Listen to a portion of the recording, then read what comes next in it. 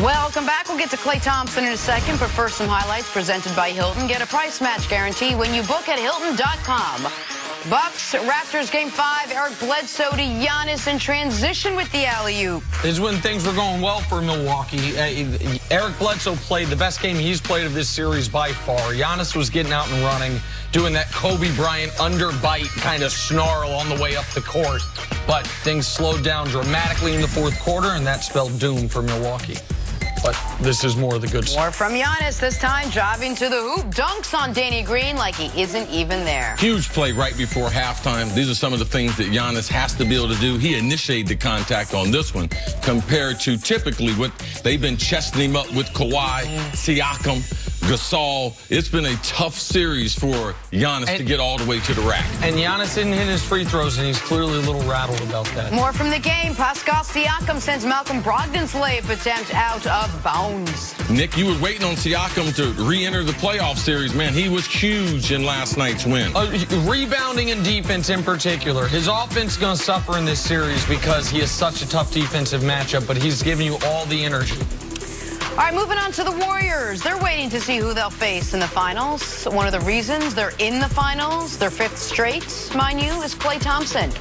But when all NBA teams were announced yesterday, Thompson did not make the first, second, or third team. Keep in mind, because of this exclusion, he is now not eligible for the Supermax deal, a difference of about $30 million. Here's Klay getting the news yesterday. Clearly made the All-NBA team, which would have elevated your potential. Oh, you did? They already came out? Yeah, it came out today. You were like right behind Beal. Right behind. Who got third team? Kyrie. But you barely, Kemba. Kemba got it. You were a couple. I mean, that's cool and all, but like when you go to 5 straight finals, I respect those guys, but when you go to 5 straight, I mean, it takes more than just a couple of NBA guys. It's like an all-time team, but whatever. That's not. I'd rather win a championship than be 13 All-NBA. So it's all good. Do you not like that affects potential contract statuses, All-NBA stuff, because that would have elevated you to another? It is what it is. I can't control it. Do I think there's that many guards better than me in the league? No, but that's the reason why we're still playing, so I don't even want to get into it, honestly. You wonder if these are the perils of playing for the Golden State Warriors, where they're just stacked up and down, and a player as good as Klay Thompson can shockingly get lost. Has Klay become underrated almost? I mean, I don't think he's become underrated by smart basketball people. I don't think he's become underrated by anyone on this show, the people we have on the show, the people we talk basketball with. But he also wasn't snubbed. He was not one of the 6 best guards in basketball this year in the regular season. The hardest spot to slot on this year's All-NBA team was that final guard spot. Kemba had a strong case, Bradley Beal had a strong case, and Klay had a strong case. Had he made it, it wouldn't have been ridiculous that he made it, but he did not have an overwhelming case. You know the last time Klay Thompson made an All-NBA team? The last year they didn't have Kevin Durant. He made it in 15. Yes. He made it in 16. And now he has less of a responsibility, and people, they only look at it from this perspective. Well, what would Klay's numbers be if he got the opportunities Kemba does in Charlotte? Okay, sure. But the counterfactual, the counter-argument to that is, what would Klay's numbers be if every game he played, he was the other team's #1 goal was to stop him, like it is for Kemba? We can't answer those questions. And in life, you can't have everything, typically. He gets the winning. He gets the glory of the 5 straight trips to the finals. And you might believe he's a better player. Right. But that's not what we're judging here. You're actually judging it on the season. And regardless, the Golden State, they've been outstanding. Recently, without Kevin Durant, 5-0. But let's go back to the regular season, because people forget quickly.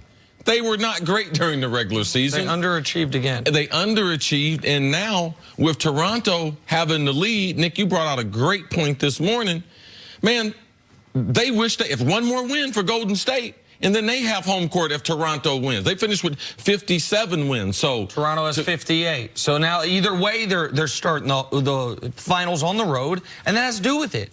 Like these things. If Has a lot to do with it. 68 games, then Klay, even if his individual numbers are lower, then maybe he makes it. On a team that potentially won 20-something games, there might be a team that has 3 players that are all NBA. Because let's not forget, he does have a teammate on first team in Steph. He does have a teammate in Durant on second team. So now they only won 57 games. What did they do that they would warrant first, second, and third team? No. In years past, yes.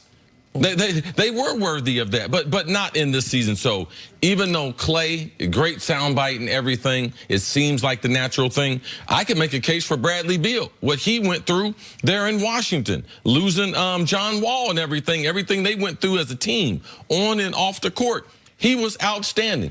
Kemba was outstanding. So I'm like Nick as far as I don't believe that Klay was snubbed. I believe that almost every player on Golden State is underappreciated. And it starts with Steph, Draymond, Klay, KD, Boogie. They just added him. But all of those players, because they're so good together, and that's just all a part of being on Golden State. Nick, talk a little bit about the financial implications for Klay Thompson and what this means when you were left off the All-NBA team. I mean, it's $30 million. If assuming Golden State was going to say to Klay Thompson to keep him, we will give you the most money we possibly can. Had he made the All-NBA team, that's 5 years, $220. That's because it's tied into making the Absolutely. And since he's not, it's 5 years, $190.